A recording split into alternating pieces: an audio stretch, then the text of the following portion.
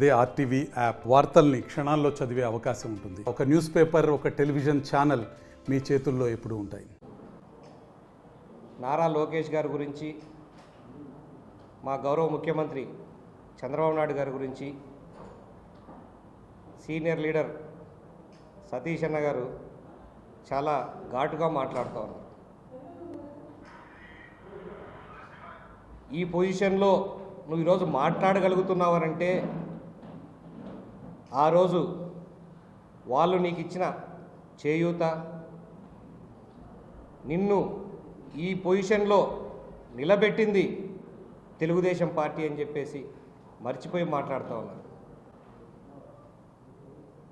ఆ మాటలు మేము మాట్లాడలేము. ఎందుకనంటే మాకు మా నాయకుల దగ్గర నుంచి క్లియర్ ఇన్స్ట్రక్షన్స్ ఉన్నాయి.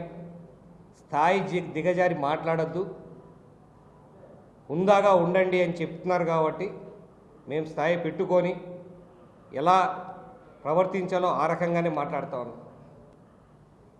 మీకు అన్ని విధాలుగా సమాధానం చెప్తాం. సంవత్సరంలో ఏం డెవలప్మెంట్ జరిగిందని అడుగున్నారు. కడప జిల్లాకే తీసుకొస్తాం. కొప్పర్తి స్మార్ట్ ఇండస్ట్రియల్ పార్క్ చేసి 2300 కోట్లు సెంట్రల్ నుంచి శాంక్షన్ చేయించుకొచ్చారు.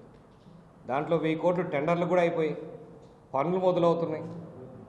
స్టీల్ ప్లాంట్ మీరు చేసిన దాన్నే శంకుస్థాపన చేసుకుంటాం. 3 సార్లు 4 సార్లు శంకుస్థాపన చేసుకుంటూ పోయినారు. మేము అట్లా కాదు, ఓపెన్ చేసి చూపిస్తాము, పనులు ఆల్రెడీ స్టార్ట్ చేస్తున్నామని చెప్పేసి పనులు స్టార్ట్ చేయడం కూడా జరిగింది. కడపకు సంబంధించి ఎంఎస్ఎంఈ టెక్నాలజీ సెంటర్ కూడా ఇక్కడి నుంచి వెళ్ళిపోయిందని గోల చేశారు. భూమి నీకు తాడేపల్లి ఇచ్చిన దాన్ని తీసుకొచ్చి కొప్పర్తిలో అలాట్ చేస్తామని చెప్పేసి ల్యాండ్ ట్రాన్స్ఫర్ కూడా దానికి చేయకుండా ఉంటే వాళ్ళు తీసుకోకుండా ఉంటారా?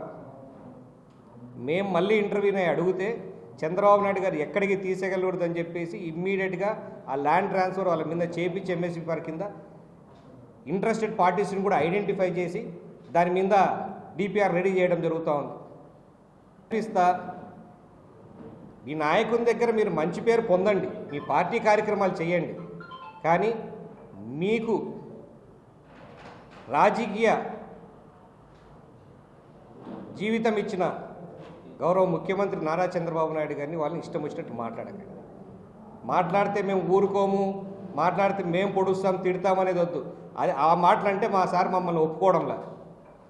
ఏదన్నా అభివృద్ధి మీద మాట్లాడమని చెప్పున్నారు ఆ రోజు మా రవీణ వాళ్ళు. దాని మీద మాట్లాడండి, చర్చించండి. ఏదన్నా పొరపాటు ఉంటే వేలెత్తి చూపించండి, అవి పూర్తి చేస్తాం.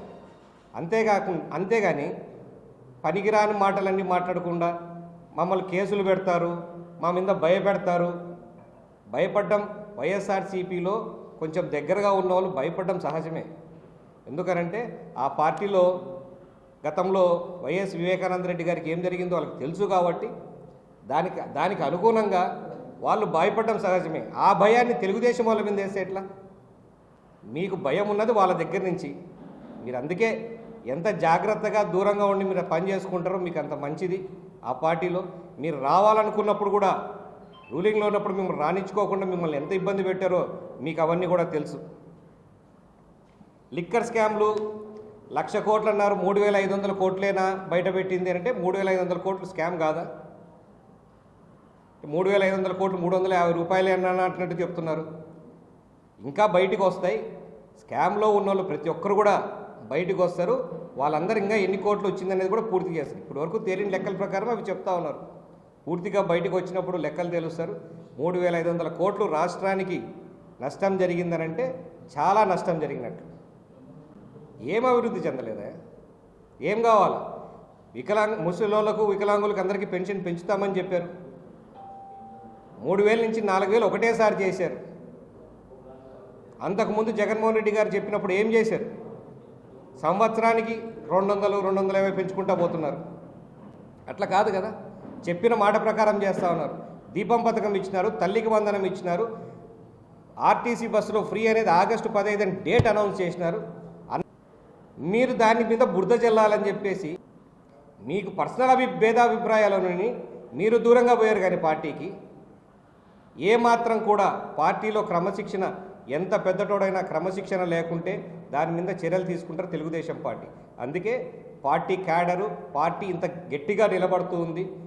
లోకల్ పార్టీ ఇన్నేళ్ల నుంచి కూడా ఒక విలువలతో కలిసి కూడిన రాజకీయం తెలుగుదేశం పార్టీ చేస్తూ ఉంది. కాబట్టి మీకు విమర్శలు చేయాలంటే ఇప్పుడు కూడా చెప్పింది ఆ రోజు రైట్, తప్పులు చేస్తే తప్పు జరిగితే ప్రశ్నించండి, కానీ నీచానికి దిగజారి ఎట్లా పడితే అట్లా మాట్లాడితే ఖచ్చితంగా దానికి తగ్గట్టు న్యాయపరమైన చర్యలు వస్తే చర్యలు తీసుకుంటాం. ఇన్ని మంచి పనులు చేస్తూ ఉంటే ఆడ చెప్పాడు, కీ ఇచ్చాడు, పోయి మాట్లాడుకుంటే వచ్చి మాట్లాడేస్తే ఎట్లా? ఎవరిని పడితే ఇష్టం వచ్చినట్టు మాట్లాడేస్తే ఎట్లా? కొంచెం విలువలు కాపాడుకోండి సతీష్ అన్న గారు. మీ అందరికి కూడా గౌరవం ఉన్నింది. మనం అందరం నీట్గా పద్ధతిగా ఉన్న నాయకుల్లో మీరున్నారు. ఇంతకుముందు ఆ పార్టీలో చేరినప్పటి నుంచి ఆ పార్టీ యొక్క డర్టీ నేచర్ ఆఫ్ వర్కింగ్ ఆ బిజినెస్ నుంచి మీరు తప్పుకోండి అని కూడా మీకు నేను శ్రేయోభిలాషిగా ఒక చిన్న సలహా ఇస్తూ ఉన్నాను. అట్లా కలిసి రండి, కానీ పర్సనల్గా అటాక్ చేయాలని అనుకుంటే మాత్రం మీరు ఫ్యూచర్లో చాలా ఇబ్బంది పడతారని చెప్పి కూడా తెలియజేసుకుంటా ఉన్నాను. Thank you. ఎందుకు అంత భయపడుతున్నాడు దాని మీద? తప్పుడు కేసులు పెట్టేది చెప్తున్నా, ఇప్పటి నుంచి కూడా కాదు. 2009లో మేమే పార్టీ మారామని చెప్పేసి ఎలక్షన్ రోజు అప్పుడు మీ నాన్నగారు సీఎం వైఎస్ జగన్మోహన్ రెడ్డి గారు మా మీద కూడా కేసులు పెట్టారు. ఆ కేసులు ఇప్పుడు మేము తప్పుడు కేసుల మీద మేము ఇంకా అనుభవిస్తూ ఉన్నాం. ఆ సంస్కృతి మీది. తప్పుడు కేసులు అన్న సంస్కృతి కేవలం వైఎస్ఆర్ పార్టీకి సంబంధించిన వాళ్ళది మాత్రమే.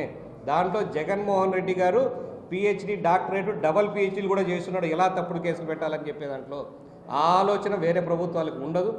స్పెషల్గా చంద్రబాబు నాయుడు గారు అనేవారు ఇలాంటి దరిద్రమైన అలవాటు చెయ్యరని చెప్పేసి. మరిన్ని వీడియోస్ కోసం ఛానల్ ని సబ్స్క్రైబ్ చేయండి. లేటెస్ట్ అప్డేట్స్ కోసం వాట్సాప్ ఛానల్ ని ఫాలో చేయండి.